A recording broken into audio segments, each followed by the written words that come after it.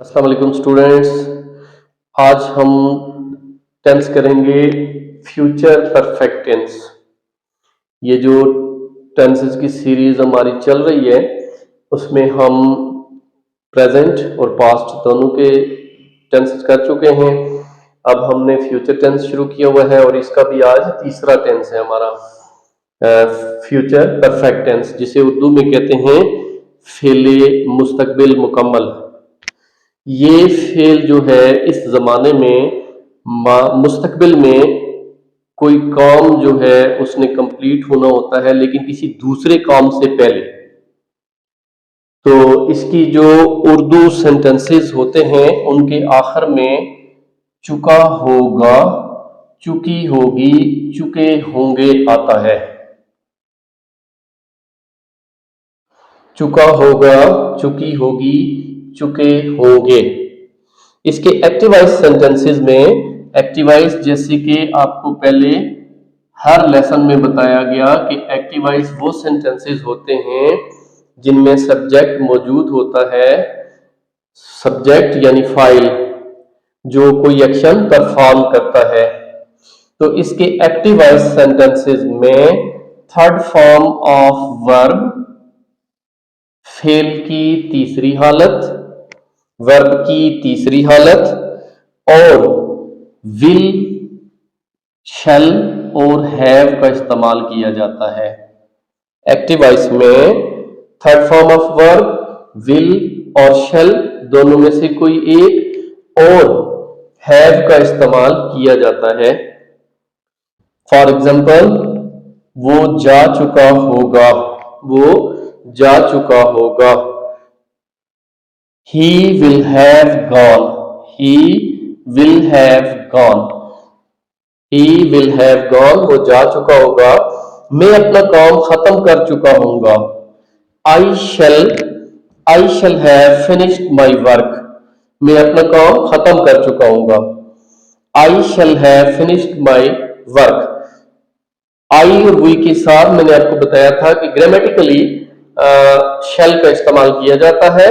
वैसे अब जो मॉडर्न इंग्लिश है उसमें शैल को इग्नोर करके विल का इस्तेमाल भी किया जाता है, यानी आई और वी के साथ भी विल का इस्तेमाल कर लिया जाता है और बाकी सारे नाउन और प्रोनाउंस वगैरह जितने प्रोनाउंस होते हैं उनके साथ विल का इस्तेमाल कॉमनली किया जाता है। अब इसको गलती नहीं माना जाता, लेकिन हम चूंकि रूल सीख रहे हैं इसलिए हम कोशिश करेंगे कि जो करेक्ट रूल्स हैं ग्रामर के उनको मद्देनजर रखते हुए हम अपने टेंसेस करें।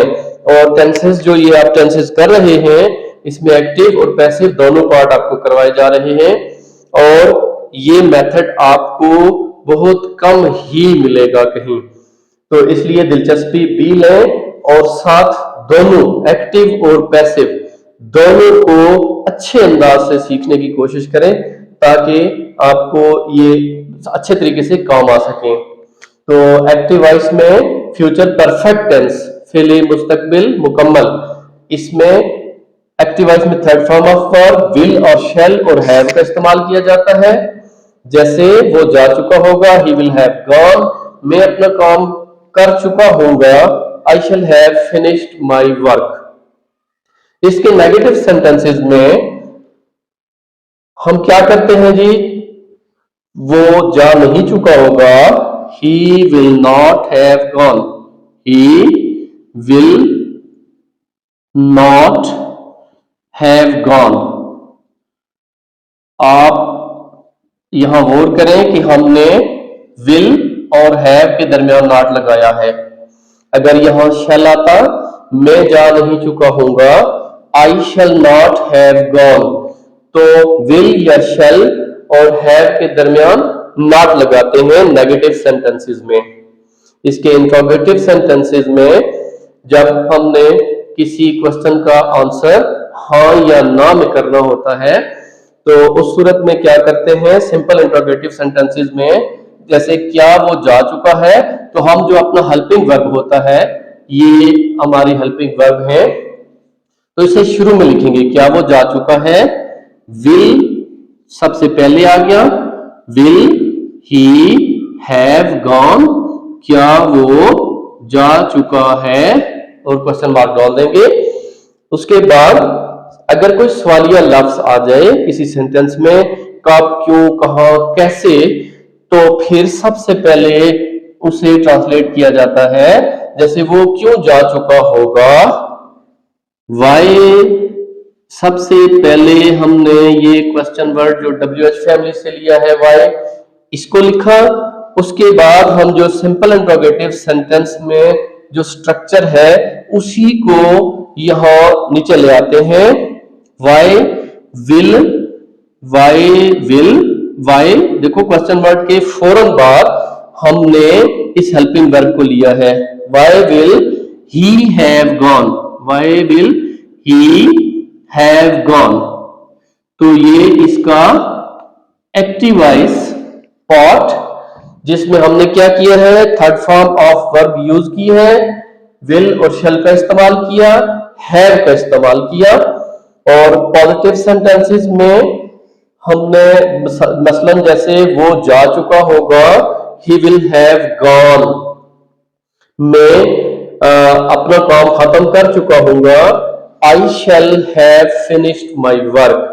और नेगेटिव सेंटेंसेस में विल या शैल और हैव के दरमियान नॉट लगा देते हैं। और सिंपल इंट्रोगेटिव सेंटेंसेस में विल या शैल दोनों में से जो भी हेल्पिंग वर्ब इस्तेमाल होगा उसको हम शुरू में लिखेंगे।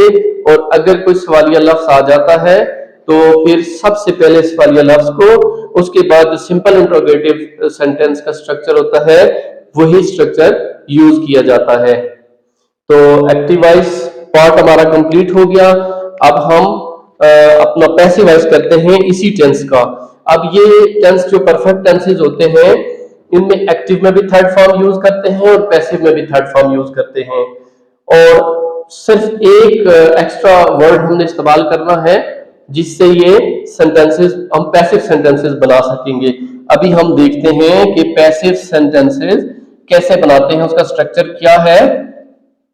पैसिव वॉइस वो जुमले होते हैं जिसमें कोई सब्जेक्ट मौजूद नहीं होता, पैसिव वॉइस में सब्जेक्ट मौजूद नहीं होता।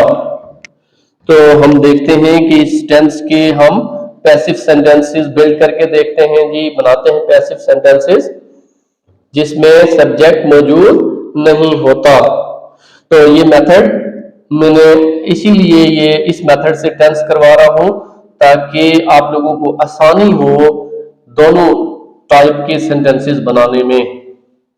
हम एक्टिव और पैसिव, जो एक्टिव को पैसिव में चेंज करना और पैसिव को एक्टिव में चेंज करना, वो भी इंशाल्लाह हम सीखेंगे, अलग करके भी सीखेंगे, बिल्कुल अलग।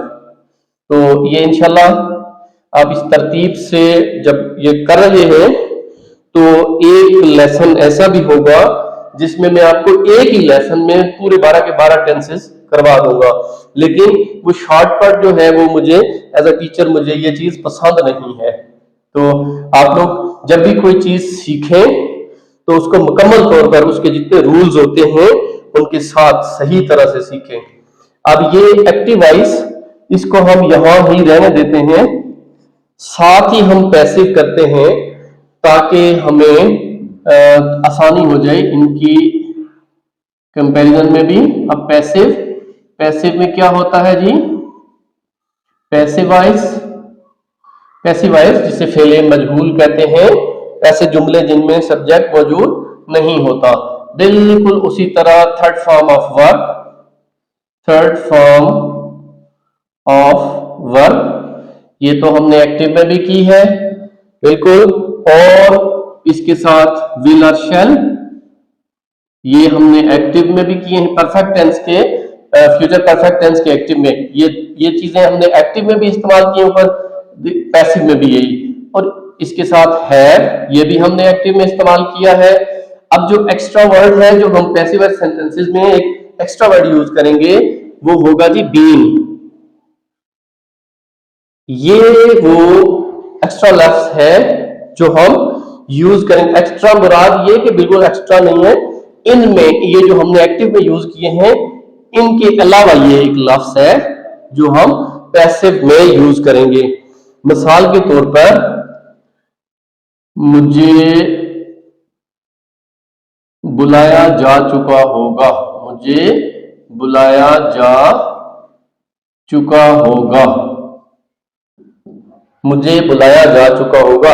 ये फिर फ्यूचर में किसी काम ने जो कंप्लीट होना है किसी और काम से या किसी दूसरे टाइम से पहले, इस चीज को जाहिर करने के लिए ये टेंस इस्तेमाल किया जाता है। तो इसको हम मुझे बुलाया जा चुका होगा, आई शैल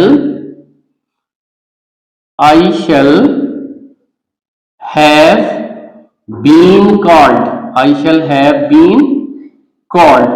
अब हमने ये बीन का इस्तेमाल इसलिए किया कि ये पैसिव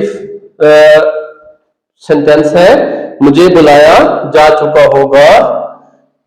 अगर हम हु लगाकर हम इसको पता कर सकते हैं कि कोई सेंटेंस एक्टिव है या पैसिव। मिसाल के तौर पर ये जुमला है जैसे आई शैल हैव बीन कॉल्ड, मुझे बुलाया जा चुका होगा। Who will have called me, कौन मुझे बुला चुका होगा।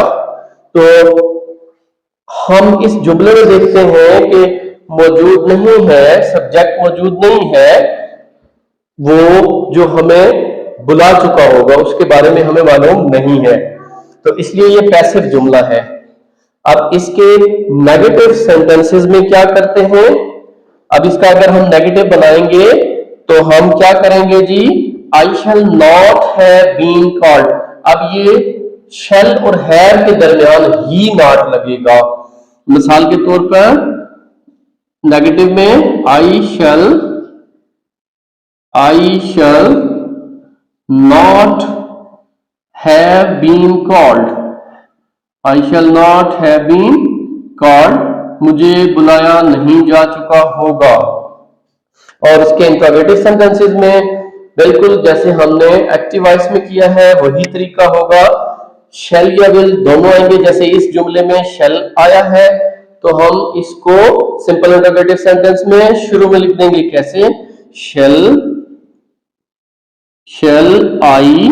अच्छा, ये जो आई है ये देखो शैल के बाद मैंने लिखा तो कैपिटल लेटर लिखा है आई, तो ये भी आपने याद रखना है कि आई जब अपने लिए सेंटेंस में बिल्कुल शुरू में हो,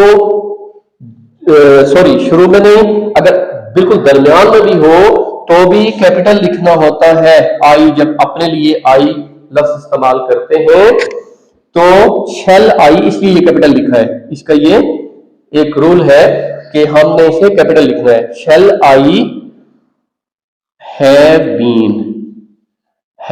been called, shall I have been called question mark. और अगर कोई सवालिया लफ्ज मौजूद हो जैसे कब, क्यों, कहां, कैसे, तो फिर उसको सबसे पहले ट्रांसलेट किया जाता है। मसलन हम ये कहें कि मुझे क्यों बुलाया जाता है, वाई शैल आई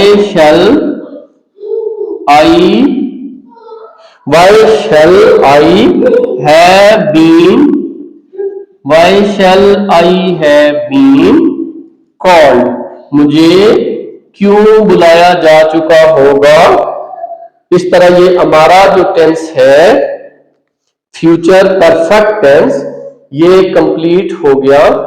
मुझे उम्मीद है कि आपको ये समझ आ गया होगा। एक दफा रिव्यू कर लेते हैं मुख्तसर सा। एक्टिव वॉइस में फ्यूचर परफेक्ट टेंस फेले मुस्तकबिल मुकम्मल, एक्टिव वॉइस में third form of verb will, shall और हैव का इस्तेमाल करते हैं।